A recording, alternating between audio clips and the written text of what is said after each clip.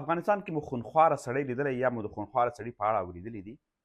دا هغه ظالم انسان دی چې د سلهاوو کابلي نجونو سره یې بې رحمه ډول باندې ظلمونه کړي دي.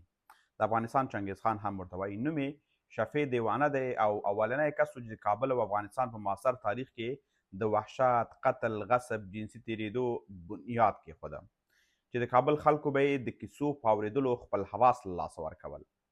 شفیع دیوانه د لومړي وار لپاره د رقص مرده له پښتنو او تاجکو ښځو څخه سینې پرې کول او د وړو نجونو سینې په چبلکو تر هغې وهل څو وپړسېږي او غټې شي او بیا دوی پرې خپله وحشي جنسي تنده خړو کړي.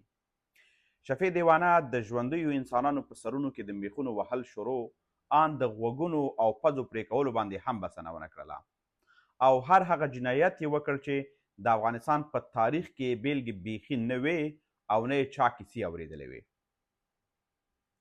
امریکایي لیکوال کریسټین آلم په لیکلي دي چې د شفیع دیوانه جنګیالیو په کابل پوهنتون کې قرارګاه لرله او د کابل پوهنتون د کتابخانې په کتابونو به یې چای جوشوه ځکه دوی د کابل پوهنتون هیڅ دروازه او کړکۍ نه وه پرېښې، یعنې روغه جوړه نه وه، ټولې له منځه وړې وې. یعنې یوازې دا نه چې انسانان یې وژل، یوازې دا نه چې انسانانو په سرونو یې میخونه وهل، غوږونه یې پرې کول، دو حتی تاسیسات هم نه وو پرېښي. شکست اقوام مرحوم در افغانستان نومي کتاب کې علي خان زاهدي لیکلي دي چې کله چې به جنګ ودرېد د شفیع دیوانه لنډغرو به د جنګ ځپلو کورونو او ودانیو ته وننوتل او څه چې به په لاس ورغلل هغه به یې چور کړل، هغه به یې غلا کړل، هغه به یې په زور له ځان سره جوړل. شفیع دیوانه د غلو یو منظم ګروپ درلوده چې دوی به کوم ځای خوښ شو هغه ځای ته به ورغلل او لوټل به یې شروع کړل. حتی د شفیع دیوانه لنډغرو د خلکو له کورونو لسګونه ښایسته نجونې له ځان سره وړې وې او هلته یې په میاشتو میاشتو ساتلې. جنسي تیري به یې پرې کول چې ډېری نجونې چې وې یا ډېری ښځې چې وې حاملې سوې او نور ډېری داسې و چې هملته یې اولادونه هم پیدا سول. کله چې به د شفیع دیوانه لنډغر د کابل پوهنتون له ساحې څخه وتښتېدل د ټلوالې د هغه وخت د یو قمندان په قول چې د شپې یوه جلۍ زموږ په لور وی راغله چې زه او نور ځوانان حیران سولو خو زړه مو ښه کړ ورغلو خواته یې. نجلۍ سیوا وی تقریبا بربنډه وه، راته یې وویل چې زه د شفیع دیوانه د لنډغرو سره بندي وم او هغوی چې وتښتېدل موږ یې پرېښودلو. د شفیع دیوانه په زیرزمینۍ کې دا یې ښځې ویلې چې زما غوندې لسګونه نجونې نورې هم باندې پاتې دي چې ډېری یې په ډېر بد حالت کې دي چې د خوځېدلو حد ته نه دي. د شفیع دیوانه لنډغرو زموږ په کورونو حملې وکړلې، سړي راته مړه کړل، کورونه یې راته چور کړل او موږ یې له ځان سره په زور بوتلو.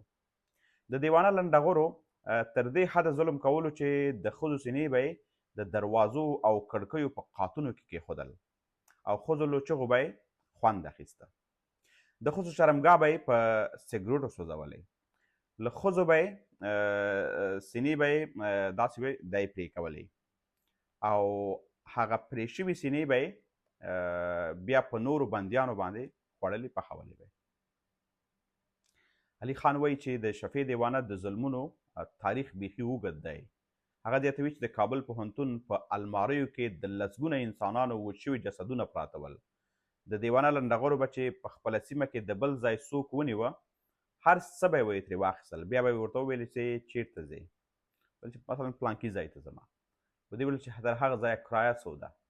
هغه به ویل چې مثلا 10 یا 20 یا 30 دونه افغانۍ. دې خلکو به ورته وویل چې اوس نو 10 یا 20 همدار څونه چې وي دا پیسې راکړه خو چې کوو دې او که نه. هغه نه وروسته به یې پیسې هم ترې واخیستل، ښه به یې هم وهو، سړی به یې خوسې کړه او کله چې به یې خوسې کړه دوی به بیا هغه پورې خندل. حتی داسې شوي دي چې ډېری خلکو نه یې هغه کرایه هم اخیستې، پیسې هم اخیستې، وهلي هم دي، اخره کې غوږ پزه ته پرې کړې، بیا یې خوسې کړي دي چې برو بخیر. کله چې به یې غوږ او پزه د خلکو نه دوی پرې کړل بیا به دوی یې خوسې کړل، خندل به یې ورپورې. دیوانه په دشت برچي کې یو شخصي زندان درلوده چې په لسګونه انسانان پکې بندیان ساتلي ول او هغه به یې هره ورځ له دغو بندیانو د کوم خلک چې په دې دشت برچي کې ورسره بندیان ول دوه درې دا به یې وژل او بیا به یې د دغو وژل شوي انسانانو له غوښو نورو بندیانو ته شوروا کوله او دغه شوروا به یې بیا پر هغوی خوړله. شفیع دیوانه په اړه کیسې زښتې زیاتې دي. شاید څوک چې له نوم سره اشنا نه وي، له خپلو کورنیو د هغه وخت چې په کورنیو جګړو په وخت کې عمرونه زیات ول، له هغوی پوښتنه وکئ، شاید هغوی درته ووایي چې شفیع دیوانه څوک وه. شفیع دیوانه چې دا د 1996 کال د اګست په 22 چې 1415 لمریز کال راځي، د اسد په 11 راځي، د بامیانو په مرکز کې د کریم خلیلي په کور کې ووژل سو.